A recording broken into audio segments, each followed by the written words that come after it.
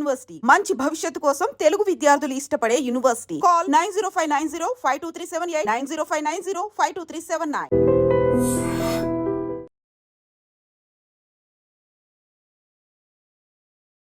నమస్తే, welcome to iDream social spotlight with కవిత.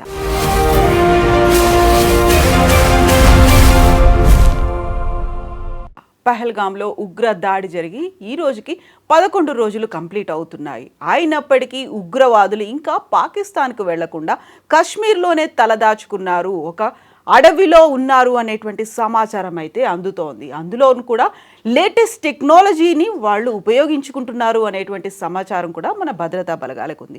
ఓవరాల్గా అక్కడ ఉన్నటువంటి స్లీపర్ సెల్స్ని మన ఆర్మీ ఏం చేయబోతోంది, ఎలాంటి యాక్షన్ తీసుకోవాల్సినటువంటి అవసరం ఉంది, స్థానికులు అయితే పూర్తిగా వ్యతిరేకిస్తున్నప్పటికీ ఉన్నటువంటి స్లీపర్ సెల్స్ చేస్తున్నటువంటి అరాచకాల మీద ఎలాంటి చర్యలు తీసుకోవాలి, యాక్చువల్గా ఇలాంటి ఇన్సిడెంట్స్ ఎందుకు జరుగుతున్నాయి, మనతో పాటుగా ఒక army person, son and social activist RJ Shekhar Basha గారు ఉన్నారు. హలో అండి శేఖర్ గారు, నమస్తే.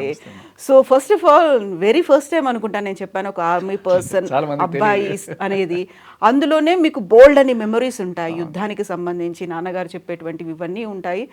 అండ్ మీరు కూడా విజిట్ చేసి వచ్చారు, వాఘా బార్డర్ దగ్గర నుంచి కశ్మీర్ ప్రతి అణువుని మీరు చూసి వచ్చారు. కాబట్టి ఒక్కసారి అక్కడ పహల్గాంలో అటాక్ అయింది, 26 మంది చనిపోయారు, అది కూడా మతాన్ని చూసి మరీ నిర్ధారించుకోవడానికి వాళ్ళు చేసినటువంటి చర్యలు యాక్చువల్గా ప్రతి ఒక్క పర్సన్ని కదిలించి వేసే సంఘటన అది. సో మీరు being from your army family ఇలాంటి ఇన్సిడెంట్స్ చూసినప్పుడు ఏమనిపిస్తుంది అసలు? ఆ పర్సెప్షన్ కాదు కానీ బట్ నేను ఫస్ట్ చెప్పేది ఏంటంటే, ఇక్కడ ఈ బైసరన్ వ్యాలీ ఏదైతే ఉందో అది మొత్తం అడవులు. బేసికలీ వాళ్ళు ఎంచుకోవడానికి కూడా కారణం దాక్కోవడానికి వెసులుబాటు అక్కడ ఉంటుంది అని. అది దాంతోపాటు మీరు చెప్పినట్టుగా ఈ ఇంటి దొంగలు లేకుండా వాళ్ళు వచ్చే ఛాన్సే లేదు, ఎందుకంటే బార్డర్ నుంచి 200 కిలోమీటర్లు ఉంది ఇది.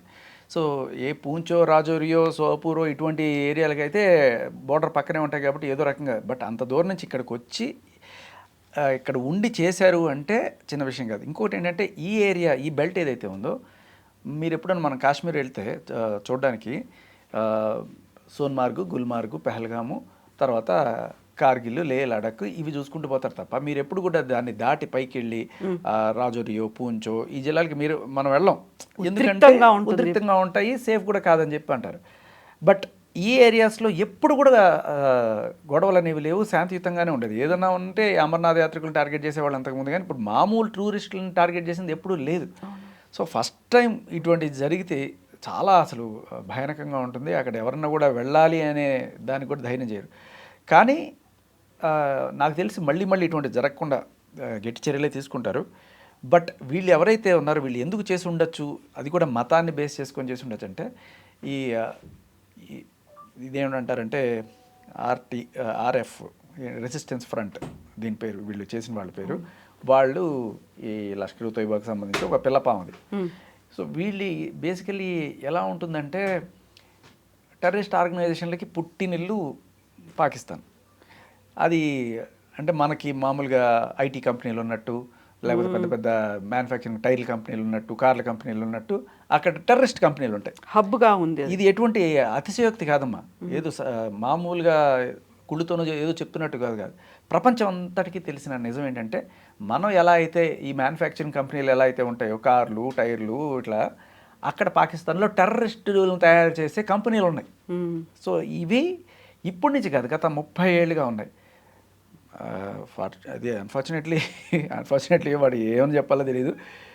ఇవాళ నేను మీతో మాట్లాడుతున్న రోజు ఒసామా బిన్ లాడన్ని అమెరికా వాళ్ళు ఎతికి చంపేసిన రోజు బిగ్ ఎఫ్ఎంలో నేను చరిత్ర పుటలో ఈరోజు అని చెప్పుకుంటూ వస్తున్నప్పుడు ఇలా చెప్తుంటాను అనమాట. సో ఒసామా బిన్ లాడన్ అనేవాడు అక్కడే తయారు చేయబడ్డాడు, ఈ పాకిస్తాన్లో అబోతాబాదు ఇటు సైడ్ ఈ ప్రాంతాల్లోనే ఇతనికి ఇదంతా కూడా. సో ఇతను తయారు చేయబడి ఇతనే ఒక పెద్ద స్టేజ్కి వెళ్ళి ఇతనే వందలాది మందిని తయారు చేసే స్టేజ్కి వెళ్ళి అల్ఖైదా పెట్టి ఇదంతా చేశాడు. ఇలాంటివి చాలానే ఉన్నాయి పాకిస్తాన్లో. అసలు వీటికి అంతటికి మూల కారణం ఎవరు అంటే అమెరికా వాళ్ళు రష్యాతో డైరెక్ట్గా యుద్ధం చేయలేక ఆఫ్ఘనిస్తాన్లో ఈ పాకిస్తాన్ వాళ్ళని, ఆఫ్ఘనిస్తాన్ వాళ్ళని కలిపి ఎవరైతే మతం పేరు చెప్పి వాళ్ళని కాస్త రెచ్చగొట్టి వాళ్ళని యుద్ధం చేయడానికి పంపించేవాళ్ళు. సో వీళ్ళు అప్పుడు తాలిబాన్ అని చెప్పి పెట్టుకొని వాళ్ళు అక్కడికి వెళ్ళి పోరాడడం ఇవన్నీ కూడా చేసేవాళ్ళు. వీళ్ళకి ఆర్మ్స్, బుల్లెట్లు, బాంబులు, షెల్స్ ఇవన్నీ కూడా సప్లై చేసేది అమెరికా.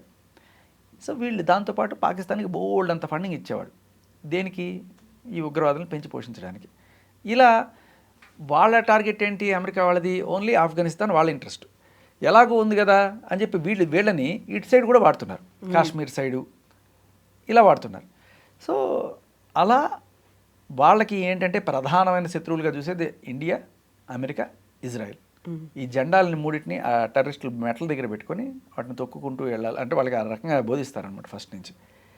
ఇప్పుడు ఈ రెసిస్టెంట్ ఫ్రంట్ అనే ఒక పిల్లపాము దీన్ని ఎలా అంటే వీళ్ళు ఒక సార్ ఈ నలుగురు ఉన్నారు సార్ టెర్రరిస్ట్ ఆర్గనైజేషన్లు బాగా ట్రైన్ అయి ఉన్నారు సార్, వీడికి ఆఫర్ ఇద్దాం సార్ ఈసారి, నువ్వు ప్రూవ్ చేసుకోవాలరా అంటే, లేదు సార్ నేను ఖచ్చితంగా ప్రూవ్ చేసుకుంటాను. ఎక్కడ ప్లాన్ చేస్తున్నావు అటాక్ అంటే, ఇండియాలో కశ్మీర్. సో అంటే ఒక్కటి కనుక ఈ సంస్థ నుంచి మేము ప్రూవ్ చేసుకున్నాం అంటే మాకు ఫండ్స్ వస్తాయి. వీళ్ళు కొంతమంది హార్డ్ కోర్ ప్రపంచమంతా ఇస్లామే అయిపోవాలి అని చెప్పి, ఇంకా వేరే వాళ్ళు కాఫీర్స్ అంతా చచ్చిపోవాలి, నాశనం అయిపోవాలి అని కోరుకునే కొంతమంది ఛాందస ముస్లింలు, కొంతమంది సౌదీలో ఉండొచ్చు, ఒమన్లో ఉండొచ్చు, ఎక్కడైనా ఉండొచ్చు, వాళ్ళు కొంతమంది ఫండింగ్ చేస్తుంటారు. దీనికి తోడు అమెరికా వాళ్ళు కూడా కొంత ఫండింగ్ చేసి ఇప్పుడు అయితే ఆపేశారు, కానీ ఒకప్పుడు ఉండేది. వీళ్ళు ఏంటంటే మీరు ప్రూవ్ చేసుకోండి, ఇగో సార్ ఈ ఆర్గనైజేషన్ సార్ వీడు బాంబేలో పేల్చాడు సార్, హైదరాబాద్లో పేల్చాడు సార్, మొన్న చాలా ఎక్స్పీరియన్స్ సార్, మొన్న కెన్యా ఎంబసీ కూడా పేల్చాడు సార్, వేరే వేరే ఎంబసీస్ని కూడా వీళ్ళు టార్గెట్ చేస్తుంటారు. ఇది సార్ వీడి సార్ అనగానే సరే మీరు ప్రూవ్ చేసుకోండి, మేము ఈసారి మీకు గట్టిగా ఫండ్స్ ఇస్తాం అన్నప్పుడు వీళ్ళు ఏదో ఒకటి చేయాలి. వాళ్ళ ఉనికిని చాటుకోవడం కోసం చేసే పనుల్లో అందులో కూడా ఏంటంటే ఎప్పుడైతే ఈ మతం చూసి మరి చేస్తున్నారంటే ఆ మత ఛాందస్ను బాగా ఇమిడిన వాడెవడో వీళ్ళని తోసాడు ముందుకి, నరనరాన ఉంది. సో అలా వీళ్ళు ఇప్పుడు అటాక్ చేయడమే కాదు, ఓన్లీ అక్కడ హిందువుల్ని టార్గెట్ చేయడం అనే కాన్సెప్ట్ తీసుకురావడం వల్ల ఇక్కడ ఏంటంటే ఒక డివైడ్ కూడా సృష్టించడం. ఇండియాలో హిందువులనే టార్గెట్ చేస్తున్నారు అనగానే ఇక్కడ ఉండే హిందువులకి ఆటోమేటిక్గా ఇక్కడ ఉన్న ముస్లింల మీద ఏదైనా నఫరత్ పెరగడం ఇటువంటివన్నీ అవుతాయేమో, గొడవలు వస్తాయేమో అని చెప్పి అనుకున్నారు. కానీ వాళ్ళు అనుకున్న దానికి కంప్లీట్ రివర్స్ అయింది. ఇక్కడున్న ముస్లింలు కూడా పాక్ ఆక్యుపైడ్ కాశ్మీర్ మొత్తం తీసేసుకోండి సార్, గుస్కే మారేంగే और फिर आएंगे नहीं, फिर उधर ही बैठेंगे, మళ్ళీ ఇంకా వెనక్కి రావం, అది పాక్ ఆక్యుపైడ్ కాశ్మీర్ ఈసారి మనం ఎట్టి పరిస్థితుల్లో తీసుకొని తీరాల్సిందే అని చెప్పి మనకి ఓవైసీ కూడా చెప్తుండే. సో ఇక్కడ వాళ్ళే కదమ్మా నేను చెప్తున్నాను, నేను వెళ్ళి కాశ్మీర్లో చూసినప్పుడు కాశ్మీరీస్ అందరూ కూడా they are very peace loving people. వాళ్ళకి ఏంటంటే రోటీ కపడా మకాన్ అంతా కూడా టూరిజం మీదే వస్తుంది. అటువంటి ఒక్కడు చేసిన పని వల్ల ఇవాళ 100 మంది పొట్టగొట్టినట్టు అవుతుంది వాళ్ళకి. సో వాళ్ళందరూ రగిలిపోతున్నారు. వాళ్ళు ఖచ్చితంగా సహకరిస్తారు వీళ్ళని పట్టుకోవడంలో, దాంట్లో ఎటువంటి డౌట్ లేదు. కానీ ఎవరైతే ఈ సానుభూతి పరులు ఉన్నారో వాళ్ళు కూడా ఉన్నారు. 100కి 90 మంది ఇలాంటి వాళ్ళు అంటే ఒక 10 మంది అక్కడ ఇటువంటి వాళ్ళు ఉండొచ్చు. కానీ మీరు గమనిస్తే ఒకప్పుడు కన్నా చాలా తగ్గిపోయింది. ఒకప్పుడు ఈ స్టోన్ పెల్టింగ్ మీరు కూడా చూసామని చెప్పారు ఇందాక, టియర్ గ్యాస్ షెల్స్, అడుగడుగున ప్రతి వాహనాన్ని తనిఖీ చేసేటువంటి పరిస్థితి. ఇప్పుడు అది మారిపోయింది సిచ్యువేషన్. ఆఫ్టర్ ఆర్టికల్ 370ని తీసేసిన తర్వాత కంప్లీట్ మారిపోయింది. ఇప్పుడు అందరూ కూడా దే ఆర్ హ్యాపీలీ లివింగ్. ఇది నచ్చదు. ఇప్పుడు ఏంటి, ఏదో గొడవ జరిగితే ఈ గొడవ వల్ల యుద్ధం వస్తే అందరికన్నా ఫస్ట్ బాగుపడేది ఎవడంటే అమెరికా వాడు. ఎలా అంటే ఇటు సైడ్ వాడికి ఇటు సైడ్ వీడికి ఆయుధాలు సప్లై చేస్తుంటాడు. మీరు కొనుక్కోండి F-16 కొనుక్కోండి, లేకపోతే ఇంకోటి కొనుక్కోండి అని చెప్పి. సో బయటికేమో పెద్దన్నగా పలుకుతూ ఉంటారు. కానీ మేము చాలా రోజులు ఇచ్చాము, శాంతి ఉంది ఇది భారత ఉపఖండంలో, శాంతి వల్ల మాకు ఉపయోగం ఉండదు, మీరు కాల్చుకొని బుల్లెట్లు అన్నీ అయిపోతేనే కదా కొత్త స్టాక్ మేము పంపిస్తుంటాం. సో ఇది వాళ్ళకి ఒక రకంగా ఇదే. సో ఇంకొకటి ఏంటంటే ఇక్కడ మనకి సపోర్ట్ వస్తున్నది ఇజ్రాయెల్ కావచ్చు, రష్యా కావచ్చు. వాళ్ళు ఇలా డొంక తిరుగుడు ఉండదు, స్ట్రైట్గా ప్రాణం పెట్టి వచ్చేస్తారు వాళ్ళు మన కోసం. అమెరికా లాగా దీంట్లో డబ్బులు ఎత్తుకుందాం అనే ఆలోచనలు వాళ్ళకు ఉండవు. ప్యూర్ హార్టెడ్గా వాళ్ళు ఇజ్రాయెల్ వాళ్ళు గట్టిగా సపోర్ట్ ఉంది మనకి. ఇప్పుడున్న సిచ్యువేషన్లో పాక్ ఆక్యుపైడ్ కాశ్మీర్ని తీసుకోవడం అనేది చాలా చాలా ఇంపార్టెంట్. పాక్ ఆక్యుపైడ్ కాశ్మీర్ నుంచి ఏమవుతుందంటే చైనా దగ్గర నుంచి ఒక పెద్ద సిపెక్ అని ఒక పెద్ద ప్రాజెక్ట్, $50 బిలియన్ ప్రాజెక్ట్ అది. అది డైరెక్ట్గా గ్వాదర్ పోర్ట్ అంటే కరాచీ పోర్ట్ ఏదైతే ఉందో ఆ కరాచీ పక్కన కొంత దూరంలో గ్వాదర్ పోర్ట్ అని ఉంటుంది. దానికి పెద్ద హైవే అది. సో చైనా నుంచి ఏదైనా సపోర్ట్ రావాలన్నా దాని నుంచి రావాలి. అలాగే ఇక్కడి నుంచి ఏమన్నా పంపించాలన్నా కూడా అది. చైనా వాడు అది ఎందుకు వేసుకున్నాడు అంటే వాడి ప్రోడక్ట్స్ అన్నీ కూడా ఎక్స్పోర్ట్ చేయడానికి వేరే దేశాలకి ఇంతకుముందంతా సీ రూట్లో మొత్తం తిరుక్కొని రావాలి. ఈ రూట్ కనుక వస్తే మనకి ఈజీగా ఈ పోర్ట్ నుంచి మిగతా చోటికి వెళ్ళిపోవచ్చు అని వాళ్ళు దీన్ని అన్ని $1 బిలియన్ పెట్టి చేసుకున్న ప్రాజెక్ట్ అది. ఇప్పుడు ఆ గ్వాదర్ పోర్ట్కి సంబంధించి గనక బ్లాక్ అయితే అంటే పైకి వెళ్ళడం కానీ కిందకి రావడం కానీ బ్లాక్ అవ్వాలంటే కింద నుంచి బ్లాక్ చేయాలంటే సీ మార్గంలో మన INS విక్రాంత్ బాహుబలి ఇటువంటివి పెట్టారు. పైన బ్లాక్ చేయాలి అంటే గిల్గిట్ బల్టిస్తాన్ అని ఇప్పుడు మన భారత మ్యాప్లో మీరు చూస్తే పైన తలలాగా ఉంటుంది కదా, నిజానికి యాక్చువల్గా తల కొట్టేసినట్టు ఉంటుందని మనం చెప్పుకోవాలి. ఎందుకంటే ఆ పైన ఆ పర్టికులర్ పార్ట్ ఏదైతే ఉందో పాక్ ఆక్యుపైడ్ కాశ్మీర్ అది గిల్గిట్ బల్టిస్తాన్ అది దాని పేరు.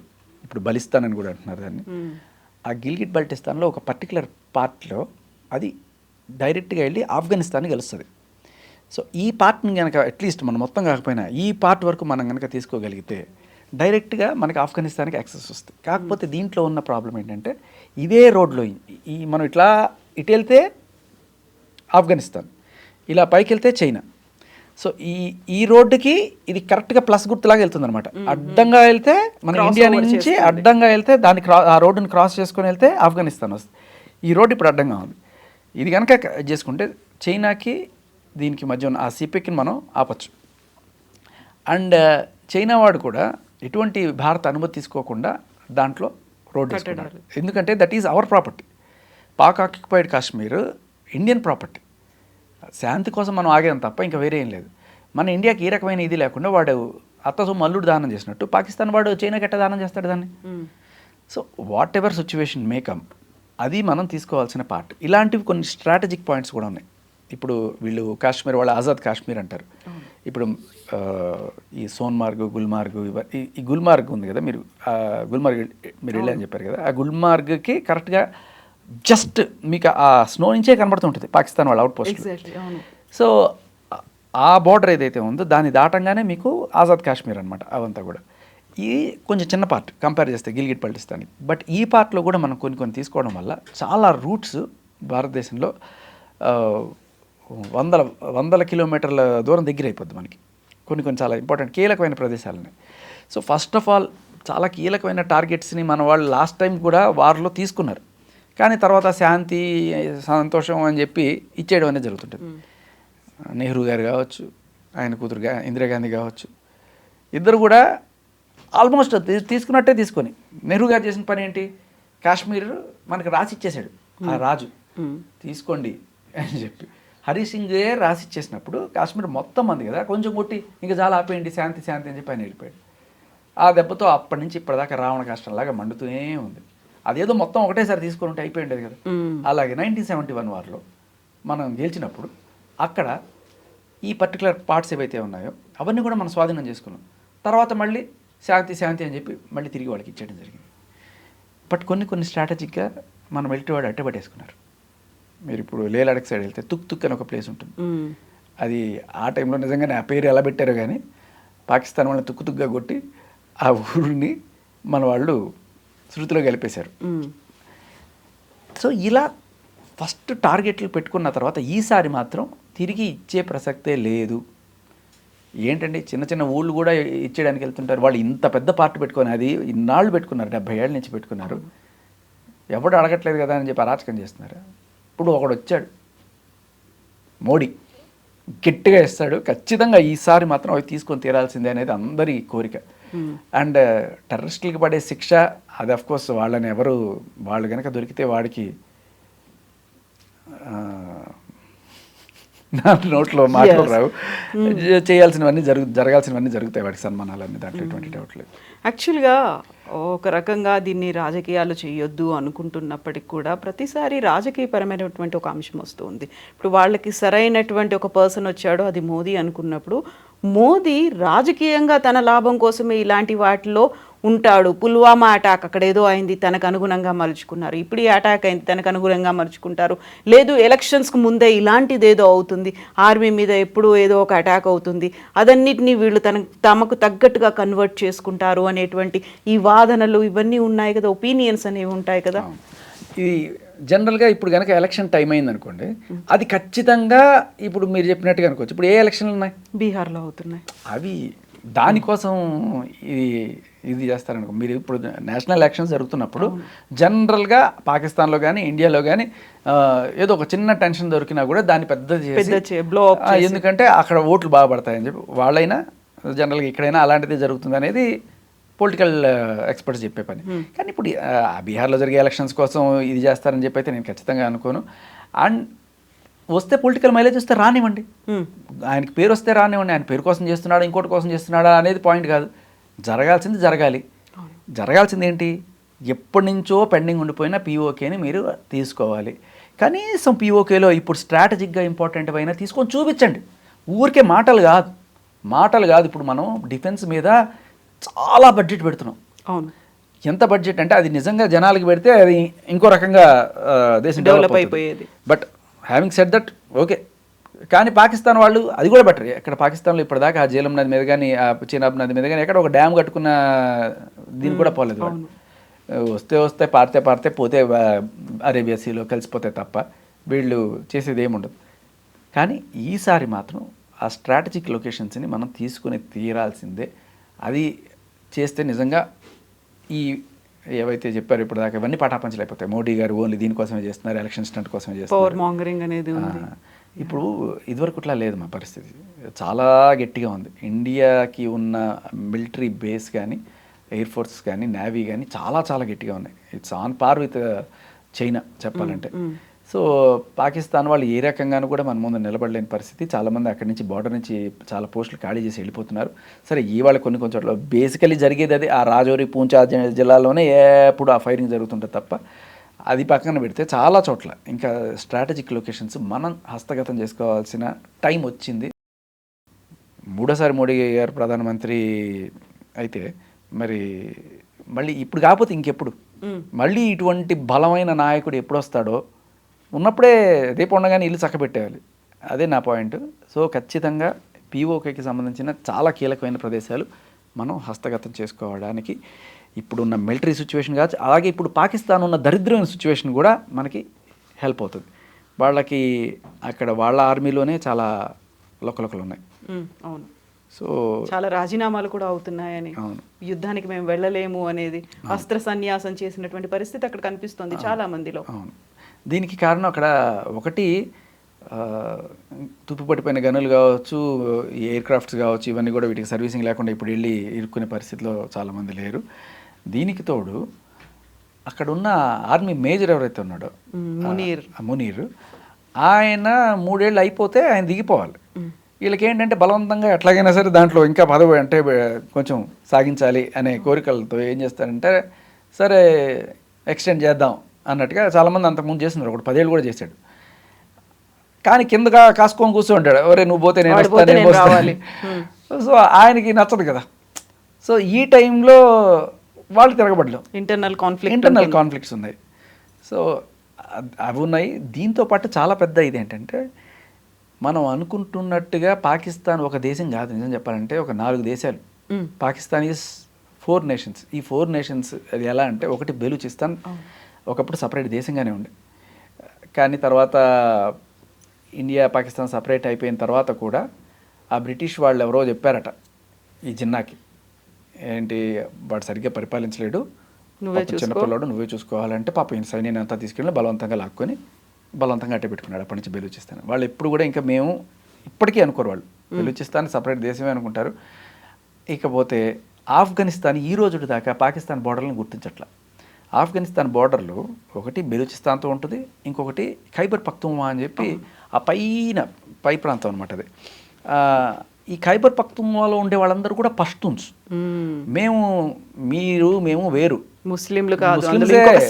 ముస్లిమ్సే, కానీ మీ తెగ వేరు, మా తెగ వేరు. మేము 5,000 సంవత్సరాల నుంచి మా పష్తూన్స్ ఉన్నారు, అని చెప్పి వాళ్ళు దానికే ప్రైడ్ తీసుకుంటారు, వీళ్ళతో కలవరు. ఈ మనం అనుకుంటున్న ఈ పాకిస్తానీ ఆర్మీ కానీ ఈ కంట్రోల్ అంతా ఎవరిదంటే పంజాబ్. పాకిస్తాన్లో కూడా మన ఇండియాలో ఉన్నట్టే ఒక పంజాబ్, ఒక గుజరాత్, ఒక రాజస్థాన్, ఒక హైదరాబాద్ అంటే అది సింధు ప్రాంతం, అది ఇవన్నీ ఉన్నాయి. అయితే పాకిస్తాన్లో ఉన్న పంజాబ్లో ఉన్న వాళ్ళే బాగా బలవంతమైన నాయకులు. అక్కడ పంజాబీతో పాటు ఉర్దూ కూడా మాట్లాడతారు, బట్ ఉర్దూనే వాళ్ళు అఫీషియల్గా చేసేసి ఇది చేస్తుంటారు. ఈ పంజాబ్ మినహాయిస్తే మిగతా వాళ్ళందరూ కూడా, ఇప్పుడు సింధు ఉంది, ఇది ఇప్పుడు మన హైదరాబాద్ అన్నాం కదా, ఈ హైదరాబాద్ ఉన్న ప్రాంతం సింధు దేశం కావాలని ఎప్పటి నుంచో డిమాండ్ అక్కడ. దానికి కారణం ఏంటంటే వాళ్ళు చాలా క్లియర్ కట్గా మేము వాళ్ళ మతం కూడా అప్పట్లో సూఫిజం అని చెప్పి పట్టుకొచ్చారు. ఆ సూఫీ కల్చరు ఇవన్నీ కూడా ఎక్కువ ఉంటాయి. అండ్ దాంట్లో ఎక్కువ హిందూస్ ఉండేవాళ్ళు ఒకప్పుడు. సింధు అంటే మీకు భారతదేశానికి పేరు రావడానికి కారణమే సింధు నది. ఆ సింధు ప్రాంతం మనకి జనగణమనలో కనబడుతుంది తప్ప పంజాబ్, సింధు, గుజరాత్, మరాఠా అంటే సింధు ఎక్కడుంది? మన హైదరాబాద్లో సింధు కాలనీ ఉంది, కానీ సింధులో హైదరాబాద్ ఉంది అక్కడ. ఎగ్జాక్ట్లీ. సో ఆ ప్రాంతం అంతా కూడా నిజం చెప్పాలంటే హిందువుల డామినేషన్ ఉన్న ప్రాంతం ఒకప్పుడు. అండ్ అలాగే అక్కడ ఉన్న వాళ్ళందరూ కూడా మీరు వేరు, మాకు వేరే దేశం కావాలని పోరాడుతున్నారు చాలా రోజుల నుంచి. ఇకపోతే సింధు ఒకటి, బెలూచిస్తాన్ ఒకటి, ఖైబర్ పఖ్తూన్ఖ్వా, వీళ్ళు ఇలా ముగ్గురు సపరేట్గా కావాలనే కోరుకుంటున్నారు. ఎప్పుడైతే ఈ సైనికులు ఆ బోర్డర్ల దగ్గరికి వెళ్ళి ఇది చేస్తున్నారు, వాళ్ళ దగ్గర నుంచి సహాయ సహకారాలు కూడా అందట్లా. ఇక్కడికి వచ్చారు, పోండి ఇక్కడ కూర్చొని కాల్చి అవతల పడేస్తాం పోండి అని చెప్పి అక్కడ నాన్ కోఆపరేషన్ గట్టిగానే ఉంది వాళ్ళది. ఇంకోటి ఏదో కూడా ఉంది, ఒక డిమాండ్. వెరీ రీసెంట్గా బలూచిస్తాన్ని సెపరేట్ దేశంగా ప్రకటించమని ఒక ట్రైన్ హైజాక్ చేశారు కదా అక్కడ ఉన్నటువంటి ఉగ్రవాదులు. అక్కడ ఎంతమంది ప్రయాణికుల ప్రాణాలు పోయాయో ఇప్పటికీ కూడా పాకిస్తాన్ లెక్కలు చెప్పలేదు. బట్ ఆ తీవ్రవాదుల్ని మాత్రం మేము మట్టు పెట్టామనేది ఆర్మీ చెప్పుకుంది. పాకిస్తాన్ వాళ్ళమ్మ హిట్లర్ తర్వాత వీడే. ఎందుకు చెప్తున్నా అంటే గోబెల్స్ ప్రచారం అని మీరు వినే ఉంటారు. గోబెల్స్ ప్రచారం అంటే ఏంటంటే ఏమీ లేకపోయినా కూడా మేము ఇది చేసేసాం అని చెప్పి డప్పాలు కొట్టేసుకుంటూ ఉంటారు చూసారా. హిట్లర్ దగ్గర ఒక మినిస్టర్ ఎవడో ఉండేవాడు, గోబెల్ వాడి పేరు. వాడు చేసే ప్రచారాలు అనమాట. వాళ్ళు ఓడిపోతున్నారు కానీ ఇంకో మేము 10 మందిని కూల్చేసాము, 10 ఫ్లైట్లు కూల్చేసాము, మనం విక్టరీ సాధించేసాము అంటే జనాల్లో ఒక స్థైర్యం నింపడం కోసం, ఆర్మీలో నింపడం కోసం ఏమి జరగకపోయినా కూడా గెలిచేస్తున్నాం అనే ఫీలింగ్ తెప్పించడం వల్ల వాళ్ళకు ఒక ఇదనమాట. అలాంటి ప్రచారాలు చేయడంలో పాకిస్తాన్ దిట్ట. సో వాళ్ళ తర్వాత వీళ్ళే అన్ని అబద్ధాలు. మీరు యాక్చువల్గా బెలూచిస్తాన్ సైడ్ పోతే అక్కడ ఇండియా జెండాలు ఎగురుతుంటాయి, అక్కడ మోడీ కటౌట్లు ఉంటాయి, ఓ రేంజ్లో ఉంటుంది అక్కడ, అదొక మినీ ఇండియాలో ఉంటుంది అక్కడ. మీరు మాకు వచ్చి హెల్ప్ చేయండి, మా సపరేట్ దేశంగా ప్రకటించండి అని మోదీని వేడుకున్నటువంటి రోజులు కూడా ఉన్నాయి. అవును. అండ్ వీళ్ళు పాకిస్తాన్ వాళ్ళు క్లెయిమ్ చేసేది కూడా ఇండియా వాళ్ళకి హెల్ప్ చేస్తున్నారు, వాళ్ళని పంపించి. అంటే డైరెక్ట్గా పాకిస్తాన్లోకి ఇటు వెళ్ళరు, అటు నుంచి వెళ్తారు, ఇటు ఇరాన్ లేకపోతే అటు సైడ్ నుంచి వచ్చి వీళ్ళకి సహకారాలు అందిస్తున్నారు అని చెప్పి వీళ్ళు పాకిస్తాన్ వాళ్ళు చెప్తున్నారు. అది ఎంతవరకు నిజం మనకు తెలియదు. బట్ నిజంగానే ఒకప్పుడు బంగ్లాదేశ్ను కూడా లిబరేట్ చేసాం మనం. పాకిస్తాన్ నుంచి బంగ్లాదేశ్ సపరేట్ అయిపోయింది. ఎందుకంటే పాకిస్తాన్ వాళ్ళ అరాచకాలు, దాష్టికాలు తట్టుకోలేక వాళ్ళు తప్పేం లేదు, వాళ్ళు కోరుకుంటున్నారు దేశం. మేబీ బెలూచిస్తాన్ కూడా సపరేట్ కావాలని కోరుకుంటున్నారు. కాకపోతే మన వాళ్ళు ఏంటంటే ఓకే మనకెందుకు ఇప్పుడు వాళ్ళ దేశం కదా, వాళ్ళ ఇంటర్నల్ మ్యాటర్ వాళ్ళు చేసుకుంటారు కదా అని అనుకునేవాళ్ళు. బట్ మన ఇంటర్నల్ మ్యాటర్లో వేలు పెడితే మనం వేలు పెట్టాల్సి వస్తుంది. బట్ లిటరల్లీ ఈ భారత ఉపఖండంలో ఒక పీస్ రావాలంటే ఖచ్చితంగా పాకిస్తాన్ అనే దానికి నిజమైన అవకాశం ఏంటో మనం చూపించాలి. సో బెలూచిస్తాన్ నీది కాదురా, ఖైబర్ పఖ్తూన్ఖ్వా నీది కాదురా, నీది కేవలం ఈ పంజాబ్ మాత్రమేరా, కాశ్మీర్ నీది కాదు. ఇందాక చెప్పాల్సిన 4వ రాష్ట్రం కాశ్మీర్. సో ఇలా కాశ్మీర్, ఖైబర్ పఖ్తూన్ఖ్వా, బెలూచిస్తాన్ అండ్ సింధు, ఈ 4 దేశాలు సపరేట్గా అనుకుంటారు. ఈ పంజాబ్ ఒక్కటే నీది, దీన్ని పట్టుకొని ఏం చేస్తావు ఏడు.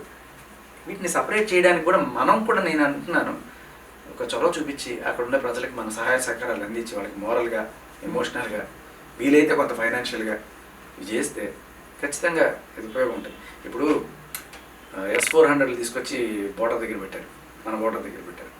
ఇటువంటి ఆఫ్ఘనిస్తాన్ బోర్డర్లో కూడా పెట్టండి, ఇటువంటిది బెలూచిస్తాన్ బోర్డర్లో కూడా పెట్టండి, బాగుంటుంది కదా. అటు పోవాలా ఇటు పోవాలా అది. సో మేబీ అతి త్వరలో నాకు తెలిసి ఒక రాబోయే 5 ఏళ్లలో మనం పాకిస్తాన్ ముక్కలు అవడం గ్యారంటీగా చూస్తాం. రెండేళ్లలో చూసినా ఆశ్చర్యపోకర్లేదు. సో అంతకంటే ముందు మన కాశ్మీర్ మనకు రావాలి అని కోరుకుంటున్న వాళ్ళ నెంబర్ రోజుకి పెరిగిపోతుంది. అయ్యో, మన కాశ్మీర్ మనకి రావాలని కోరుకోవడం మనం చేయడం కాదు, అక్కడ ఉన్న వాళ్ళు కూడా, యూకేలో ఉండేవాళ్ళు కూడా ఇండియాలో కలవడానికి తహతలాడుతున్నారు. ఎందుకంటే బాబోయ్ బాబోయ్ దరిద్రం మాకొద్దు బాబోయ్, మేము తట్టుకోలేకపోతున్నాం బాబోయ్ అని చెప్పి రోజు రోజుకి అరాచకాలు, రక్తపాతం, ఆకలి కేకలు. అదే అండి, ఇక్కడ ఉండే వాళ్ళకి బోల్డెన్ ఆప్షన్స్ ఉన్నాయి. సాఫ్ట్వేర్లో పనిచేస్తావు, ఇండస్ట్రీస్లో పనిచేస్తావు, అక్కడ కేవలం ఒకటే ఆప్షన్, టెర్రరిస్ట్ ఆర్గనైజేషన్లు చేరడం, సూసైడ్ బాంబులు ఇవ్వడం. ఎవరికి కావాలండి? అందరికీ కూడా పీస్ కావాలి. ఇనిషియల్గా ఏదో కొంత హడావిడిగా అనిపించవచ్చు, వాళ్ళ గన్నులు పట్టుకోవడం హీరోయిజంగా అనిపించి ఉండొచ్చు కొంతమందికి, కానీ వాళ్ళ తండ్రులు పోయి తాతలు పోయి ఈ మూడో జనరేషన్లో కూడా మనకి ఎందుకురా ఈ దరిద్రం అని చెప్పి ఆ తల్లులందరూ కూడా వద్దురా బాబు అని చెప్పి పిల్లల్ని చదువు వైపు పంపిద్దామని చెప్పి అక్కడ ఉండే ఆడవాళ్ళు ఇక్కడికి వచ్చి ఇక్కడ మన వాళ్ళని పెళ్లి చేసుకొని, హిందువులైనా సరే ఇక్కడ వాళ్ళని పెళ్లి చేసుకొని బతుకుదాం అనుకుంటున్న స్టేజ్లో ఉంది పాకిస్తాన్ ఇప్పుడు.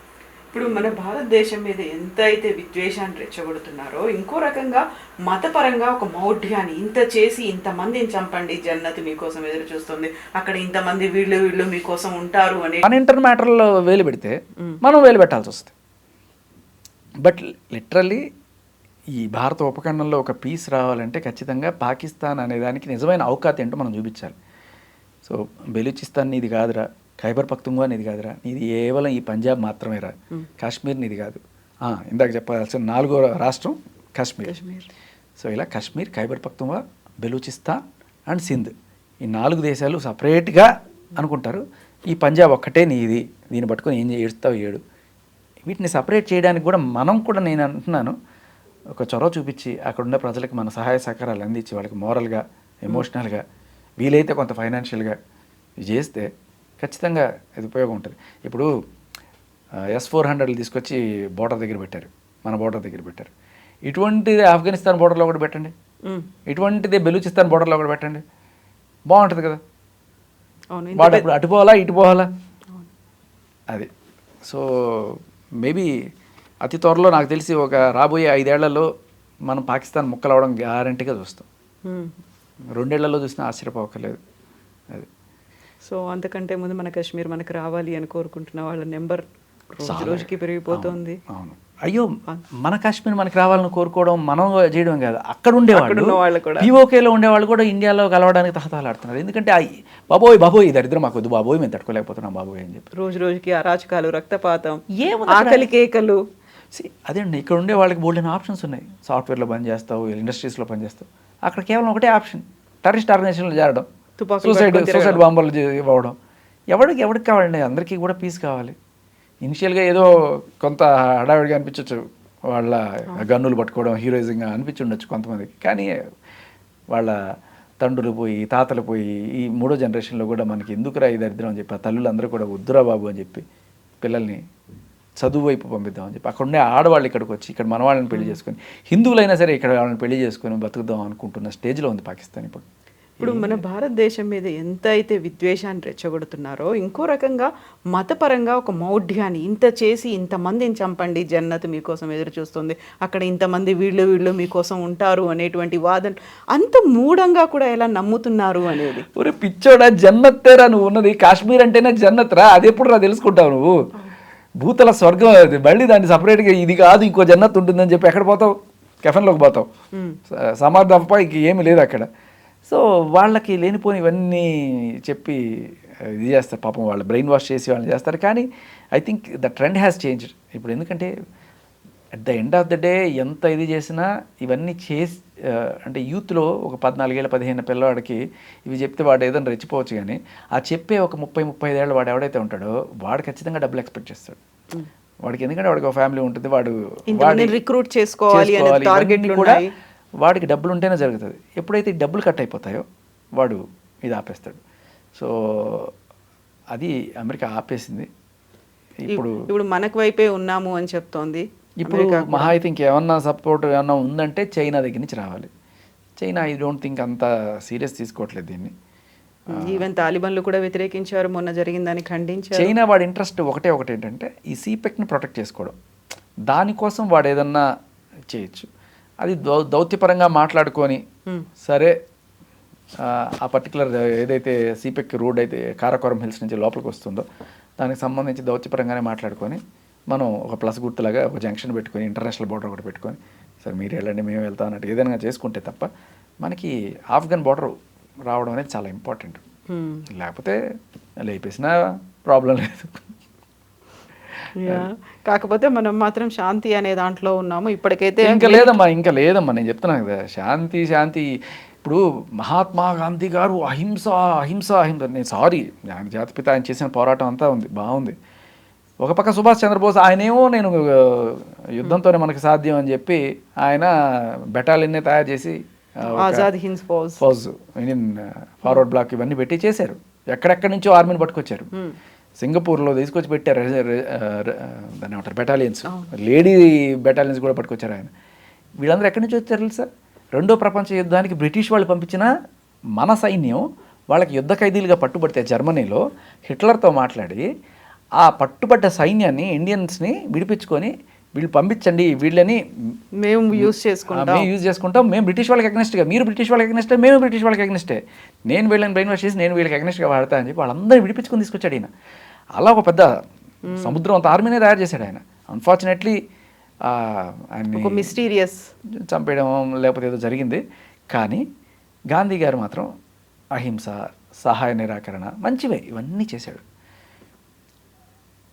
సుభాష్ చంద్రబోస్ చేసిన ఆ పని వల్ల మేబీ ఇటు సైడు జపాన్ వాళ్ళు వస్తున్న టైంలో కొంతమంది ఇటు సైడ్ నుంచి మన వాళ్ళు జపాన్ వాళ్ళతో కలిసి బ్రిటిష్ వాళ్ళ మీద దాడి చేసినప్పుడు కొంతమంది క్యాజువాలిటీస్ అన్నీ జరుగుంటాయి. మహా అయితే ఒక 100 మంది 50 మంది అలా. బట్ గాంధీ గారు అహింస అంటూ కొట్టుకోవద్దు, ముస్లింలు హిందువులు ఎస్పెషల్లీ కొట్టుకోకుండా ఉండడానికి మనం ఏం చేయాలి అంటే, వాళ్ళు అడుగుతున్నారు కదా పాపం దేశం ఇచ్చేద్దాం అని చెప్పి ఆయన తీసుకున్న ఒక డెసిషన్. ఆ రోజున ఎంతమంది చచ్చిపోయారు తెలుసమ్మా? 10 లక్షల మంది. The biggest massacre ever happened on earth. అహింస పరమధర్మ అని బోధించిన మహాత్ముడి వల్ల, ఆయన తీసుకున్న ఒక్క డిసిషన్ వల్ల, ఆయన జీవితం అంతా అహింసను బతికి ఒకే ఒక్క డిసిషన్ 10 లక్షల మంది చచ్చిపోయారు, అటుపక్క ఇటుపక్క. ఎవరిది పాపం? ఒక్క డిసిషన్, 1 డిసిషన్, రాంగ్ డిసిషన్. తర్వాత నెహ్రూ గారు ఆయన ఏం చేశారు? కాశ్మీర్ తీసుకోవాల్సి వచ్చినప్పుడు తీసుకోకుండా అక్కడ ఆపేసి దీన్ని ఐక్యరాజ్య సమితికి తీసుకెళ్ళి అక్కడి నుంచి ఇక్కడికి ఆపేద్దాం అన్నప్పుడు అక్కడి నుంచి మొదలుపెట్టి 70 ఏళ్ల పాటు 70 సాల్ అంటారు హిందీలో, 70 సాల్కా పత్తర్బాజీ చల్లరా, రాళ్లతో కొట్టడం, సైనికుల్ని ఇది చేయడం, ఏదో రకంగా నడుస్తూనే ఉంది. 3 యుద్ధాలు జరిగినాయి, 4 యుద్ధాలు కాశ్మీర్ తోటి. ఎంత ప్రాణ నష్టం, ఎంత డిఫెన్స్ మీద డబ్బులు ఖర్చు పెడుతున్నారు అటుపక్క ఇటుపక్క, just because of Nehru, just because of Gandhi 10 లక్షల మంది చచ్చిపోయారు. జస్ట్ బికాస్ ఆఫ్ నెహ్రూ 70 ఏళ్ల పాటు రావణ కష్టం రగులుతుంది. ఇప్పటికీ కూడా మనం ఇదే శాంతి మంత్రం పఠిస్తూ ఉంటే మోడీ గారు కూడా అట్లా చేస్తారని నేను అనుకోను. ఎందుకంటే he's different from Gandhis and Nehrus. He will definitely take back అనేదే ప్రతి ఒక్కరి భారతీయుడి నమ్మకం. అప్పుడు చేసిన తప్పుల్ని ఈయనైనా సరిచేస్తారు అనే ఒక ఆశతో దేశం మొత్తం ఎదురు చూస్తుంది ఇవాళ. Let's hope he will bring that. Yes Shekhar గారు, థ్యాంక్ యూ సో మచ్. బోల్డంత మంది కూడా ఎదురు చూస్తున్నారు. ఇంకా శాంతి చర్చలు, ఒప్పందాలు ఇవన్నీ చాలు, ఈ రక్తపాతం చాలు. మీరు అన్నట్టుగా భూతల స్వర్గం ఎప్పటిలాగా అలాగ కళకళలాడుతూ పచ్చగా ఉండాలి అనేది. థ్యాంక్ యూ సో మచ్ అండి. నిజంగా ప్రస్తుతం ఉన్నటువంటి సమాజం దేనికి ప్రయారిటీ ఇస్తుంది? ఆర్థిక సంబంధాల చుట్టూ మాత్రమే తిరుగుతుంది. మళ్ళీ ఎన్నికలంగానే చాలా విరక్తి కలుగుతాను. మంచి అనిపిస్తుంది కదా, లేడీస్ కూడా ఛాలెంజింగ్ జాబ్స్ చేసినప్పుడు చాలా బాగుంటది. ట్రాఫిక్ అసిస్టెంట్స్ గా నియమించిన ట్రాన్స్జెండర్స్ అందరితో సాల్యూట్ చేయించుకుంటున్నారు. ఫుడ్ డెలివరీ ఇవ్వటానికి వెళ్ళినటువంటి డెలివరీ బాయ్ అనిల్ పై కళ్ళ ముందు